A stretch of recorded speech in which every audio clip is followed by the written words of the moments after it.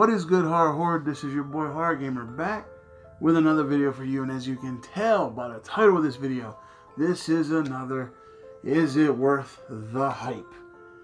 And before I get into it, just know that Is It Worth the Hype has spoilers in it all day, every day. So if you haven't seen this movie, where have you been?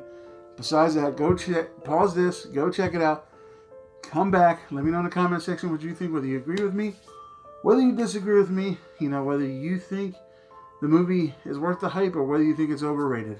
But anything beyond this point right here is on you. So, as you can also tell by the title of this, Is It Worth the Hype? I had to do this one because last week's Is It Worth the Hype? I did Hereditary. And in Hereditary's marketing, they said that Hereditary was scarier than this movie.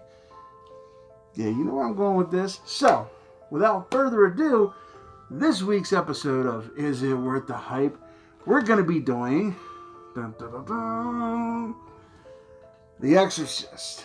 So, is The Exorcist, does The Exorcist hold a spot, hold a seat on the hype train? Abso-fucking-lutely. Okay? It's no secret. I mean, this might not be a fair video because this is your boy Horror Gamer's favorite movie of all time. But it does get a lot of hype behind it. And for good reason. This movie is a cinematic masterpiece, in my opinion. Like I said, in my opinion. Some people might not share that opinion. But you know what? This movie, in my opinion, is the scariest movie of all time. For what they had back when this movie was made. Remember, zero CGI. No CGI back then. We didn't have that technology back then. I wasn't even born back then. So I can't even say we. They did not have CGI back then. But they were able to make the scariest movie ever made with practical effects. Like the scenes where you see their breath in a cold room. They had big, huge, industrial-sized air conditioners to cool that room to make it cold. So that smoke you see, that cold that they feel, is real cold. This isn't added in with a computer later. It's real cold. The scene where everything's flying around the room, everything is literally flying around the room. This movie was so well made. This movie scared the shit out of me when I was a kid. Yeah, back at you. See, she's excited about it too. But no, in all honesty, for everything they had with this movie, everything they had to make it, the budget they had and everything, it was so well done. The story was so well done. It's based on a true story. It's about a little boy in Baltimore, which your boy Horror Gamer doesn't live that far away. And the religious aspect to it, they explore religion. They explore possession. They explore everything. And they mesh it all so well together, and it's such a well-made movie.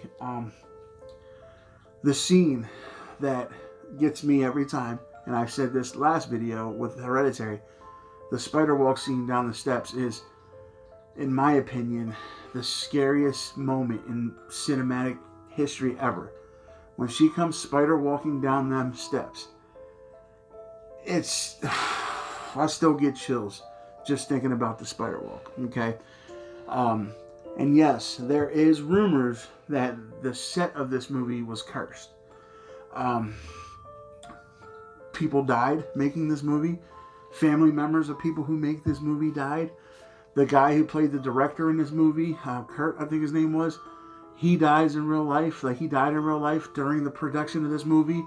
The main character, she ended up getting very, very badly injured on a stunt.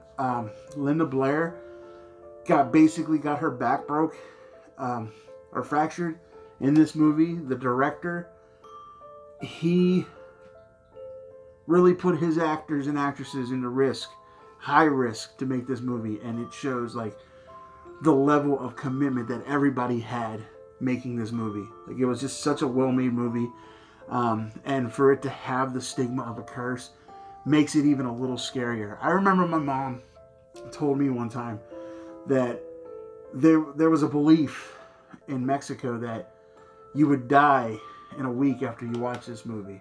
And this movie was banned in so many countries as well. Like, it wasn't like, oh, they released it worldwide. No, there was countries that didn't even want this movie shown, so they banned it. That's the kind of movie that The Exorcist is. And when you say, like Hereditary did, that this movie is scarier than The Exorcist, you need to deliver. Because The Exorcist, in my opinion, set the bar for possession movies. The Exorcist is one of a kind. The Exorcist is like the Universal Monsters in the fact that The Exorcist is the OG possession movie. So, and it's scary, and it's there. It set the stage, and it raised the bar so high that while there are good possession movies out there, none of them, in my opinion, has ever come close to this.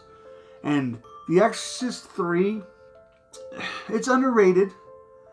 It's up there, but it doesn't come close to this. Like, The Exorcist is the bar.